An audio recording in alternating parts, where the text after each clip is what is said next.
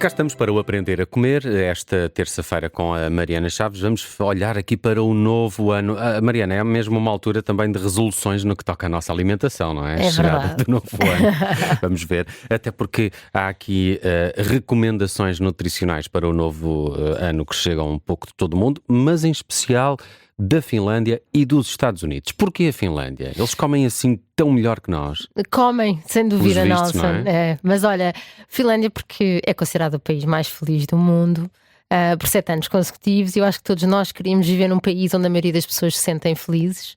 E eu acredito que a alimentação possa ter algum contributo nesse estado geral de felicidade. Mas como é que estas pessoas da Finlândia se alimentam, afinal? E o que é assim tão diferente da nossa alimentação? Olha, eles têm uma alimentação de base já muito saudável e simples. Muito simples. É baseada em ingredientes que são locais e sazonais. Eles respeitam isso enquanto cultura. E eles comem o quê? Muitos vegetais, muitos frutos vermelhos. Têm essa cultura em quase todas as refeições. Muitos peixes gordos, como o salmão, a truta, o arenque, porque na verdade eles têm acesso no mar Báltico e nos lagos. Depois eles privilegiam muito o centeio, e o centeio, como cereal, já é um cereal que tem um bocadinho mais de fibra do que o trigo, quando estamos a falar da farinha mais simples, ou seja, da farinha refinada de centeio, tem mais fibra do que a farinha refinada do trigo. Eles utilizam muito o pão, mas também as tostas típicas nórdicas, mas na Finlândia muito utilizadas, com cereais integrais. E depois, para além disso, têm o costume de comer muitas raízes, como a cenoura, o nabo e a beterraba, e um muito baixo consumo de alimentos processados, quando comparados com outros países ocidentais. E tem o hábito de cozinhar em casa, porque tenho sempre esta ideia que quem mais cozinha em casa consegue mais facilmente fazer uma alimentação mais saudável. Sem dúvida, essa associação é 100% correta, e é um país muito frio que tem esse hábito, sem dúvida. Eles têm mesmo gosto por preparar em casa, com produtos naturais e sazonais. Eles comem muito ensopados de vegetais, que é uma coisa que também nós temos na nossa cultura portuguesa. Eu acho que as pessoas deixaram de cozinhar dessa forma. Os ensopados que levam ali o azeite e os vegetais que criam aquele molho à volta da carne, do peixe, ou pode ser só um ensopado de vegetais, a nossa rica sopa, mas que pode ser uma refeição também com leguminosas. Tem muitas sopas de peixe. E depois eles têm muita conexão com a natureza, faz parte da cultura deles. Eles reúnem-se para ir apanhar os cogumelos, as bagas, as raízes. Portanto, tem essa ligação à terra também, que sabemos hoje em dia que é muito importante para também esse equilíbrio emocional que depois está associado à nossa alimentação e ao comportamento alimentares. Há aqui duas ideias que eu gostava de que se me confirmasses ou que me desmentisses. Primeiro, na Finlândia há baixos índices de pobreza e temos também sempre esta ideia de que as classes mais pobres da sociedade fazem pior alimentação. Sem dúvida. Pode ser uma das razões porque na Finlândia se alimentam melhor, porque também tem um extrato social mais elevado? Sem dúvida, essas duas associações estão muito corretas. Normalmente são os estratos sociais mais baixos que acabam por ser aqueles que têm piores hábitos alimentares, porque são os alimentos altamente processados que têm um preço mais acessível. E tudo indica que sim, que o facto de haver uma baixa desigualdade social na Finlândia, isso ajuda para esta estabilidade no consumo de alimentos saudáveis, alimentos de qualidade. Mas também porque existe um investimento em políticas governamentais de saúde pública muito forte em relação à educação nutricional. Desde pequenos, as crianças aprendem sobre nutrição nas escolas, as refeições nas escolas são nutricionalmente muito equilibradas e são gratuitas, obviamente, e são reforçados os conceitos de hábitos saudáveis também nas refeições que são dadas às crianças. Depois há várias campanhas de saúde pública sobre a redução do consumo de sal e de gordura saturada desde os anos 70, que foi uma altura em que os índices de doenças cardiovasculares neste país eram muito elevados. Portanto, isto foi um processo gradual que tem sido implementado todos os anos. Aliás, estas recomendações nutricionais da Finlândia de 2025, todos os anos são atualizadas para aquilo que eles acham que é mais relevante para o país.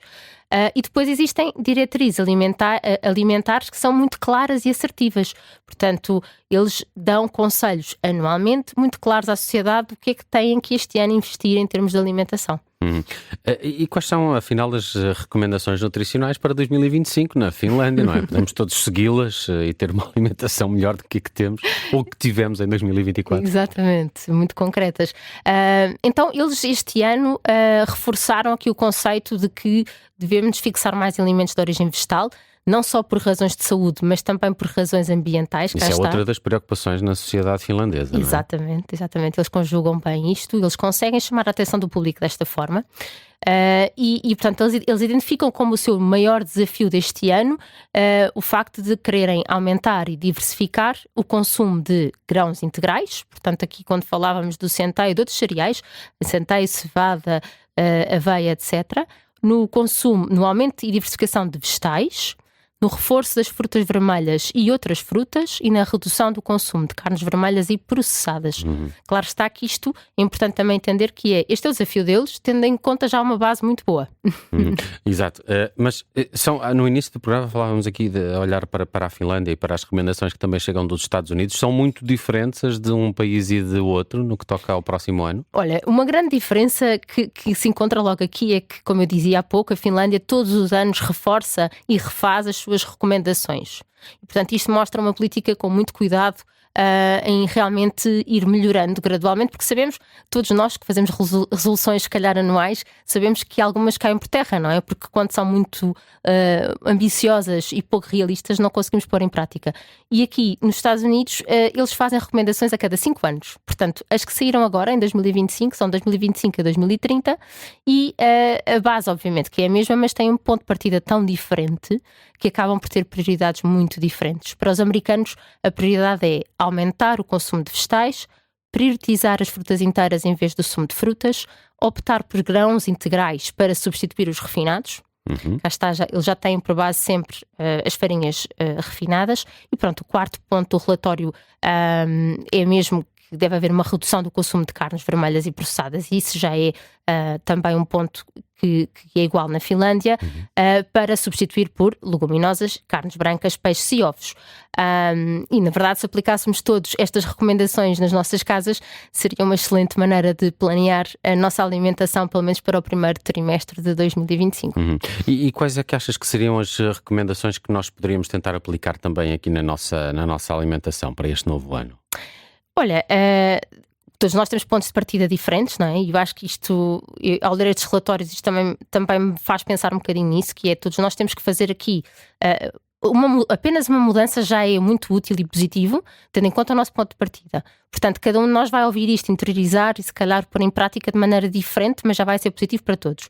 Então eu diria que os 6 pontos são, o primeiro, aumentar o consumo de vegetais, ou seja, à data de hoje, o que consumirmos, tentarmos aumentar em 15, 20%.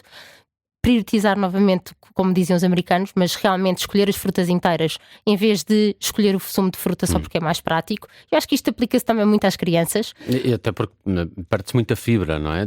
Já vimos, no caso das laranjas, o sumo de laranja versus comer uma laranja. Exatamente, a fibra ficou na polpa. Exato. Mas mesmo que a ponhamos toda dentro de um liquidificador para fazer um sumo, muitas vezes aqueles que compramos são utilizados, quando diz 100% sumo de fruta, na verdade são utilizadas muitas peças de fruta. Então estamos a beber um sumo que tem muito mais açúcar do que comer a laranja ou que comer a maçã. Portanto, e estamos numa altura do ano em que as laranjas ainda são ótimas. São ótimas. E tangerinas e clementinas. Exatamente. Optar por grãos integrais, que eu acho que ainda na nossa cultura portuguesa ainda não está totalmente interiorizado. Portanto, ainda andamos muito com a farinha branca, com o pão branco, com o arroz branco, com a massa branca, e ainda fugimos a 7 pés da panela de pressão, que é a nossa amiga nestes casos, e queremos fazer... Porque o integral demora um bocadinho mais tempo a cozer, mas porque tem um método diferente de confecção. Eu acho que é isso que as pessoas têm que interiorizar. Querem fazer da mesma maneira duas coisas que se fazem de maneira diferente. E é isso que têm que atualizar, penso eu. Depois, diversificar os vegetais e os grãos de cereais, ou seja, mesmo na questão dos vegetais, eu como só brócolos. Não, tenho couves, tenho rabanete, tenho nabo, tenho cenoura, tenho beterraba, tenho muitos outros vegetais que se calhar me esqueço e como pontualmente. E na verdade, o efeito benéfico na saúde não é o que nós consumimos às vezes, é aquilo que nós fazemos com mais regularidade. Portanto, tentar diversificar com mais regularidade.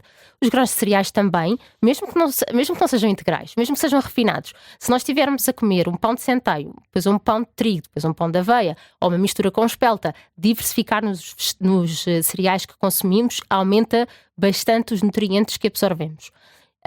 Aumentar e diversificar os frutos vermelhos, mas isto claro que seria ótimo, mas no nosso país isto não é viável em todos os meses. Isso, sim, porque é uma coisa um bocadinho sazonal. Totalmente. E depois com preço elevado também. Com preço elevado, e aqui o que faz sentido são os congelados. que são um preço muito mais baixo e normalmente são apanhados na época. Nutricionalmente garantem? Garantem. Há vários estudos já a mostrar isso. Os fitoquímicos, que é o que nos interessa, que é o que está aquela cor bastante forte, conseguimos que eles sejam com uma perda quase mínima pelo processo de congelação. Portanto, isso é o que faz sentido nesta época do ano e não os frescos, porque à partida são importados bem longe e possivelmente não conseguem, mais caros. É tudo mau e com mais pesticidas também. E por último, reduzir o consumo de carne, mas não é reduzir em geral, porque eu acho que as pessoas depois adotam isto de forma muito estrita. O conceito muito fechado. Não é reduzir, ponto. Não, é substituir. O consumo de leguminosas é essencial. Já na Finlândia eles fizeram, porque eles analisam muito o que eles próprios fazem, e neste relatório aparecia que eles consomem 16 gramas de leguminosas ao dia, que é muito pouco. Supostamente todos os dias deveríamos consumir alguma leguminosa, faz parte da nossa cultura portuguesa. Uma porção, 3 a 6 colheres, e portanto... Uma porção pode ser o tamanho da mão, como temos explicado? Uma porção, sim, mas neste caso pode ser o tamanho da mão, da palma da mão, mas neste caso a porção seria 3 a 6 colheres de sopa das leguminosas, e estamos a falar do quê? Das ervilhas, do feijão, do grão, das favas, dos termossos também. Portanto, não é só reduzir a carne, é aumentar as leguminosas e aumentar o peixe. Isto, num planeamento semanal, consegue-se fazer isto de forma a juntar aos vegetais, a juntar, por exemplo, as leguminosas no arroz, ou mesmo a carne ao peixe. E a carne passa a ser a exceção na semana? Eu acho que cá Isso está. seria o ideal. Todos nós temos o nosso ponto de partida diferente, não é? Tem que haver equilíbrio. Consumir mais peixe do que carne seria o ideal, mas às vezes economicamente não é possível. Portanto, nós temos 4 fontes proteicas que temos que equilibrar, que será o peixe, a carne, os ovos e as leguminosas. E para quem consome alternativas de soja seria a quinta hipótese. Portanto, isto tem que ser mesmo equilibrado. Não deveria ser 80% de carne e naqueles 20% é que eu ponho o peixe, o ovo e a leguminosa de vez em quando. Devia ser, se calhar, ao contrário. Exato. Muito bem, está feito o Aprender a Comer com a nutricionista Mariana Chaves. Está connosco todas as terças-feiras. O programa repete ao fim de semana e está também disponível nas plataformas de podcast. E já agora, para quem ouve o Aprender a Comer no Spotify em particular, há uma pergunta que a Mariana Chaves deixa lá. Relativamente a este episódio, a pergunta é: em 2025, as recomendações são para aumentar o consumo de vegetais, leguminosas, cereais integrais, fruta inteira ou todos os anteriores? Podem responder também no Spotify, no episódio de hoje do Aprender a Comer, que já não demora a estar por lá. Se estiver a ouvir isto em podcast ou ao fim de semana, já encontram este e todos os outros episódios com a Mariana Chaves. Obrigado, Mariana. E bom ano. Acho que ainda não tinha dito assim de viva voz. Vamos a isso, vamos a 2025. De hoje a uma semana, a Mariana está de regresso com mais conselhos de nutrição. Beijinhos, até amanhã. Até amanhã, Nelson. Obrigada.